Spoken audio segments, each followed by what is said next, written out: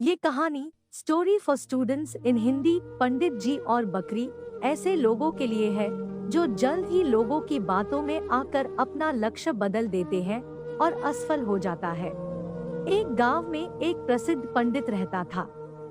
उस पंडित का नाम गंगाराम था। वह पंडित जिस गांव में रहता था उस गांव के प्रसिद्ध मंदिर में वो पूजा करता था।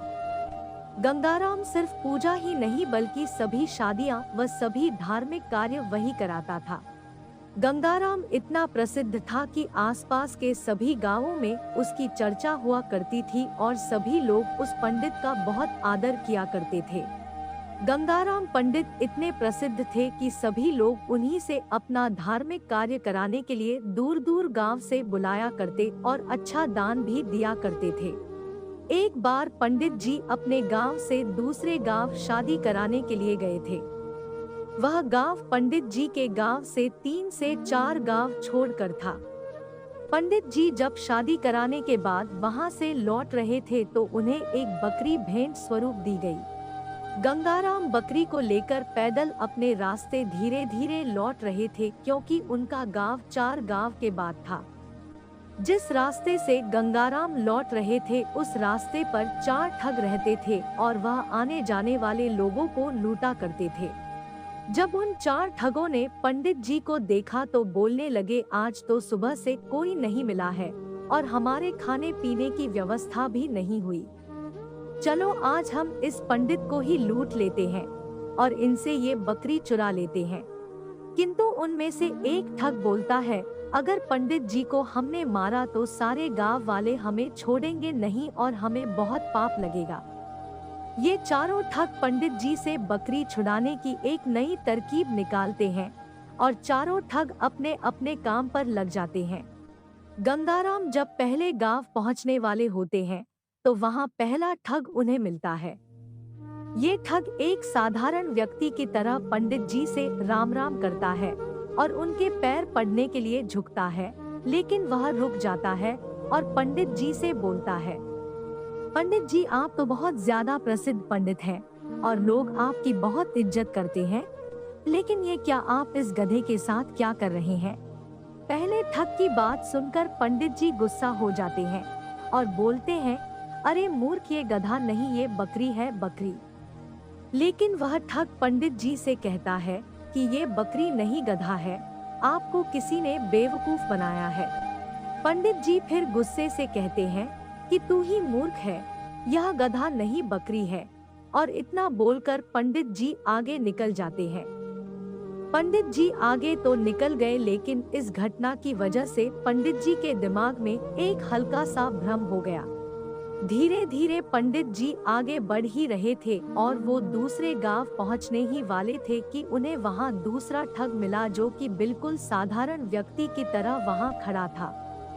वो दूसरा ठग पंडित जी से राम राम करता है और उनके पैर पड़ने के लिए झुकता है, लेकिन वह भी पहले ठग की तरह रुक जाता है।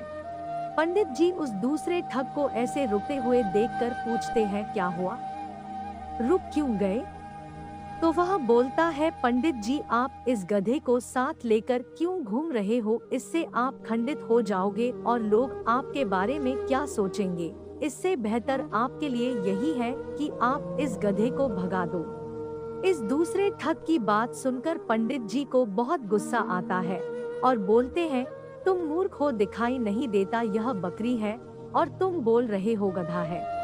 दूसरा ठग बोलता है कि पंडित जी आपको किसी ने पागल बना दिया, यह बकरी नहीं यह तो गधा है और ये आपके साथ रहेगा तो आपकी क्या इज्जत रह जाएगी। यह सुनते ही पंडित जी सोचने लगे कि यह क्या बोल रहा है, मैं तो बकरी लाया हूँ पर ये सब इसे गधा क्यों बोल रहे हैं? कहीं मैं सच में गधे को लेकर तो नहीं घूम रहा हूँ। अब पंडित जी सोच में पड़ जाते हैं और वो ठग वहाँ से चला जाता है और पंडित जी भी आगे बढ़ने लगते हैं। पंडित जी के दिमाग में अभी भी यही बात चल रही थी कि ये बकरी है या गधा। जब पंडित जी तीसरे गांव में पहुंचने वाले होते हैं तो उन्हें वहां तीसरा ठग मिलता है। वो भी पंडित जी से राम राम करता है और पैर पड़ने के लिए झुकता है, लेकिन रुक जाता है तो पंडित जी पूछते हैं क्या हुआ। तो वह ठग पंडित जी से बोलता है, पंडित जी बाकी सब तो ठीक है, आप इस गधे को साथ में लेकर क्यों घूम रहे हो।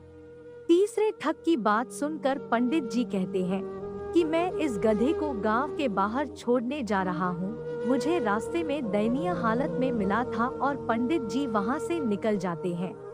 ये तीन ठगों की बात सुनकर पंडित जी का विश्वास खुद से उठ जाता है और उन्हें लगता है कि लोग सही बोल रहे हैं और मैं गलत हूँ। लेकिन फिर सोचते हैं कि मैं सही हूँ। इसी तरह उनका विश्वास खुद पर से गिरने लगता है और सोचते हैं कि मैं अपने गांव पहुंचने वाला हूं। अगर ये बकरी नहीं हुई और गधा हुआ तो लोग मेरे बारे में क्या सोचेंगे। इन्हीं सब विचारों के चलते पंडित जी चौथे गांव पहुंचने वाले होते हैं कि उन्हें चौथा ठग मिलता है और वो भी पंडित जी से राम राम करता है और पैर पड़ने के लिए झुकता है, लेकिन वो भी रुक जाता है। पंडित जी इस चौथे ठग से पूछते हैं क्या हुआ। तो वह ठग पंडित जी से कहता है कि पंडित जी आप इस गधे को साथ में लेकर क्यों चल रहे हो। पंडित जी उस चौथे ठग से कहते हैं कि मैं इस गधे को गांव के बाहर छोड़ने ही वाला था। तो वह ठग बोलता है कि पंडित जी यह गधा आपको शोभा नहीं देता, लोग आपके बारे में क्या सोचेंगे।